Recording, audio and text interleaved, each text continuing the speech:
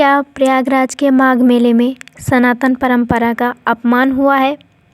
क्या ज्योतिषपीठ के शंकराचार्य स्वामी अविमुक्तेश्वरानंद जी को संगम जाने से रोककर प्रशासन ने मर्यादा लांघी है?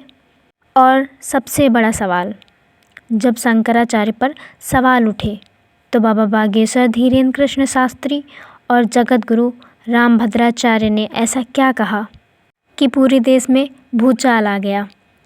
आज की इस विशेष रिपोर्ट में हम आपको दिखाएंगे वो अनदेखे वीडियो और वो बयान जो शायद ही आपको किसी टीवी चैनल पर देखने को मिले। बने रहिए अंत तक, क्योंकि सच्चाई आपके होश उड़ा देगी। नमस्कार, स्वागत है हमारे इस यूट्यूब चैनल पर। आप देख रहे हैं धर्म युद्ध। आज प्रयागराज की पावन धरती से एक ऐसी खबर आ रही है जिसने पूरे देश के सनातनी समाज को झकझोर कर रख दिया है।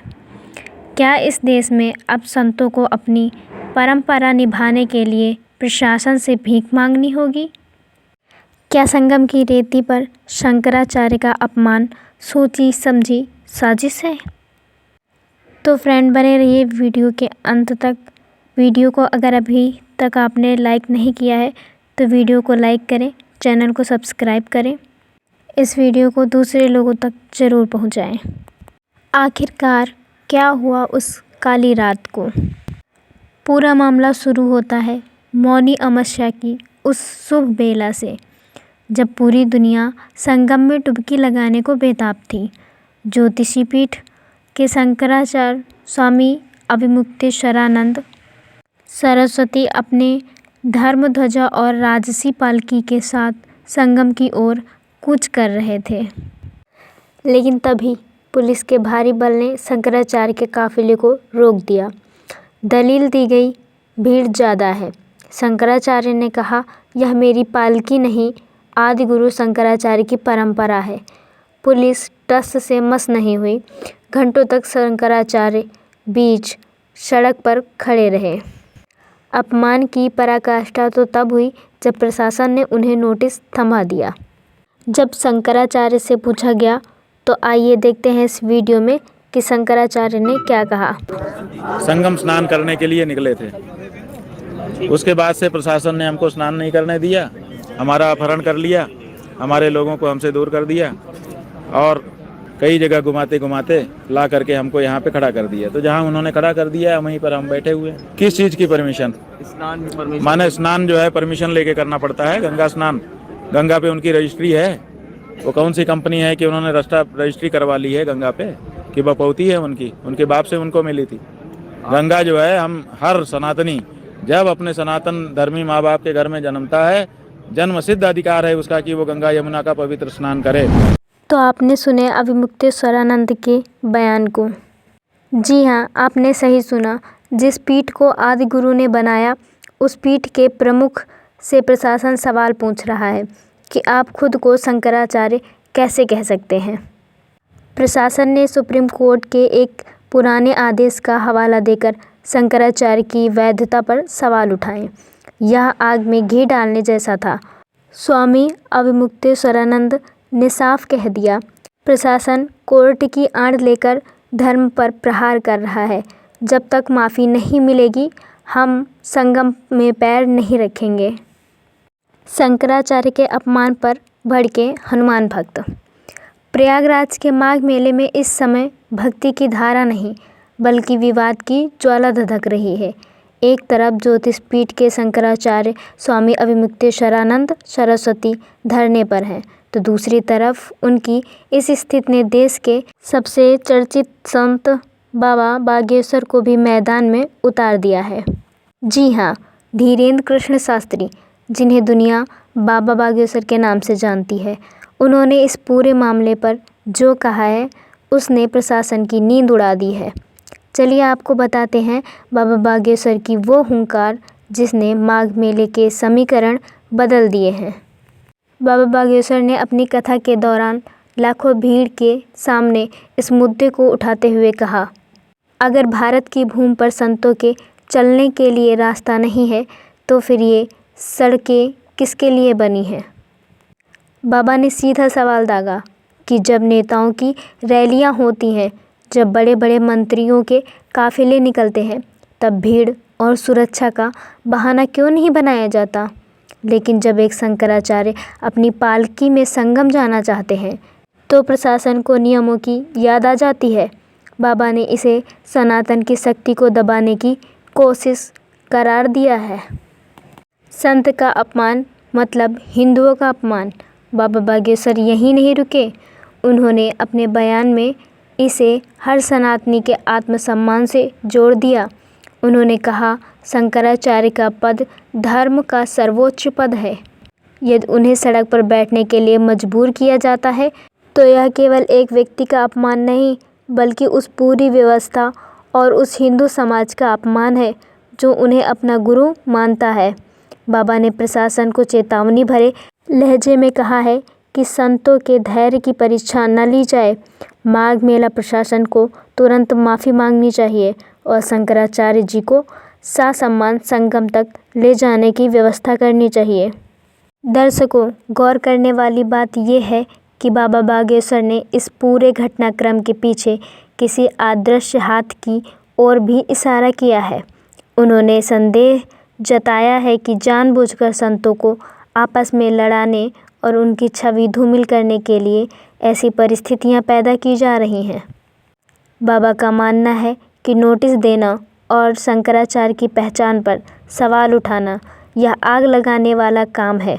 उन्होंने संतों से अपील भी की है कि वे इस कठिन समय में एक रहें ताकि कोई भी बाहरी शक्ति सनातन का मजाक न उड़ा सके।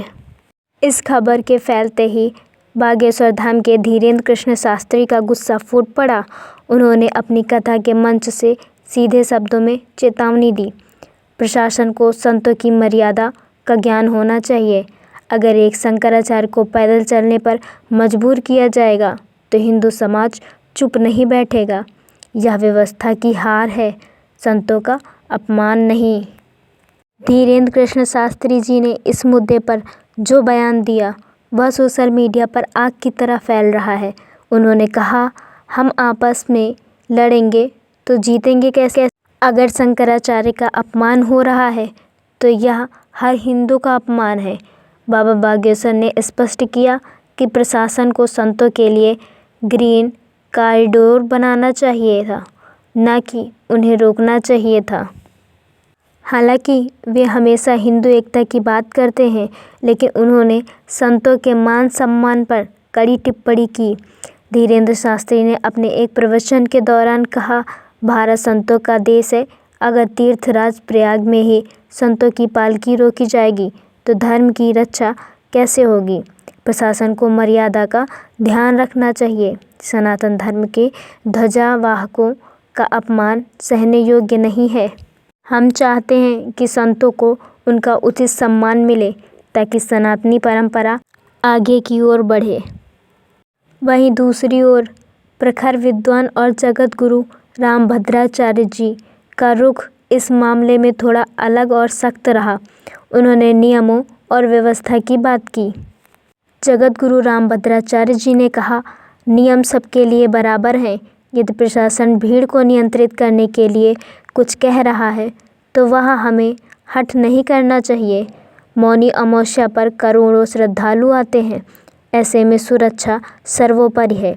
मर्यादा पुरुषोत्तम राम के वंशज अनुशासन में रहकर ही धर्म की रक्षा कर सकते हैं।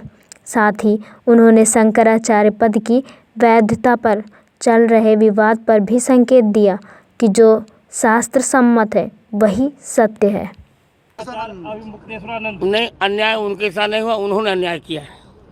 नियम ये होता है कि हम लोग भी, मैं तो जगत गुरु हूँ, वो तो अभी जगत गुरु भी नहीं है। नियम ये है कि गंगा तक रथ से नहीं जाया जाता। जब पुलिस ने रोका था उनको कि आप मत जाइए, हम लोग स्वयं संगम में पैदल जाते हैं, तो अन्याय उन्होंने किया था। सरकार ने नोटिस दिया कि मुक्ता आपको जो है। तो फ्रेंड्स, आपने इस वीडियो में देखा कि जगत गुरु शंकराचार्य जी के क्या बयान थे। लेकिन दर्शकों, कहानी में एक ट्विस्ट है। इसी प्रयागराज की धरती पर मौजूद दूसरे महान संत जैसे कि जगत गुरु रामभद्राचार्य जी ने इस पर जो कहा उसने सबको चौंका दिया। उन्होंने कहा कि नियम सबके लिए हैं। अगर प्रशासन सुरक्षा की बात कर रहा है तो हट छोड़कर व्यवस्था का साथ देना चाहिए। अब सवाल ये उठता है, क्या सनातन के इन बड़े स्तंभों के बीच मतभेद पैदा हो गया है? क्या प्रशासन इस फूट का फ़ायदा उठा रहा है? अपनी राय हमें कमेंट बॉक्स में ज़रूर बताएं। विवाद तब और गहरा हो गया जब माघ मेला प्रशासन ने शंकराचार्य स्वामी अविमुक्तेश्वरानंद को नोटिस जारी कर दिया। प्रशासन ने पूछा कि जब सुप्रीम कोर्ट ने पट्टाभिषेक पर रोक लगा रखी थी तो आप खुद को शंकराचार्य के रूप में कैसे प्रचारित कर रहे हैं?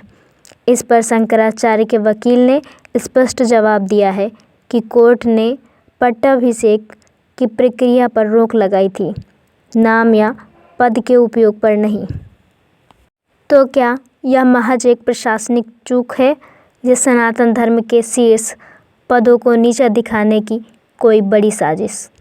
क्या बाबा बागेश्वर और रामभद्राचार्य जी के बीच यह मतभेद सनातन की नई दिशा तय करेंगे? इस पूरे मामले पर आपकी क्या राय है? क्या शंकराचार्य जी के साथ गलत हुआ? नीचे कमेंट में जय श्री राम ज़रूर लिखें और अपनी राय ज़रूर दें। इस वीडियो को ज़्यादा से ज़्यादा शेयर करें ताकि सच्चाई हर सनातनी तक पहुंच सके। आज शंकराचार्य धरने पर हैं, बाबा बागेश्वर समर्थन में हैं और रामभद्राचार्य जी अनुशासन की बात कर रहे हैं। आखिर इस धर्म युद्ध का अंजाम क्या होगा? क्या प्रशासन घुटने टेकेगा या यह विवाद दिल्ली की दहलीज तक जाएगा? हमारी इस विशेष रिपोर्ट पर आपकी क्या राय है? क्या आपको लगता है कि शंकराचार्य को रोकना सही था? कमेंट बॉक्स में अपनी राय ज़रूर लिखें।